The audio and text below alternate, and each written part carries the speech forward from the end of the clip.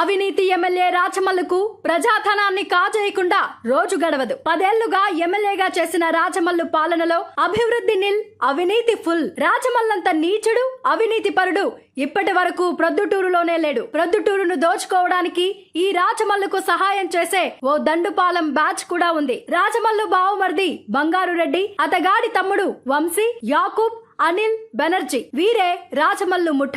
వీరిని వెంటబెట్టుకుని రాచమల్లు చేయని ఇల్లీగల్ దందా లేదు, అవినీతి అక్రమాలు లేవు. ప్రశ్నిస్తే బెదిరించడం, కేసులు పెట్టించడం, దాడులు చేయించడం, అవసరమైతే హత్యలు చేయించడం. అన్యాయాన్ని ప్రశ్నించిన పాపానికి బీసీ నేత నంద సుబ్బయ్యని హతమార్చారు. ఇసుక, మట్టి మాఫియా, క్రికెట్ బెట్టింగ్, భూ కబ్జాలు, సెటిల్మెంట్లు, బెదిరింపులు, దాడులు, దందాలు అన్ని ఇన్ని కావు. రామేశ్వరం రేంజ్ పరిధిలోని అటవీ భూములను మింగేశాడు. చెన్నకేశవ స్వామి ఆలయ భూమిని ఆక్రమించాడు. వాగులు, వంకలు, కాల్వలు, కుంటలు, దేవుడి మాన్యం, చుక్కల భూములు ఇలా అన్నింటినీ ఆక్రమించి చుట్టూ వెంచర్లు వేసి అక్రమంగా దోచుకుంటున్నాడు. అక్రమ సంపాదనకు ఏ వనరును వదలలేదు. వ్యాపారస్తులను భయభ్రాంతులకు గురి చేశాడు. ప్రతి ప్రభుత్వ పనిలో కమిషన్లు రాబట్టాడు. ఇన్ని చేసిన రాచమల్లు ఈసారి ఓటమి ఖాయం కావడంతో నియోజకవర్గంలో దొంగ ఓట్లను భారీగా చేర్పించి గెలుపొందాలని చూస్తున్నాడు. కానీ రాచమల్లు పాచికలు ఇకపై ప్రొద్దుటూరులో పారవు.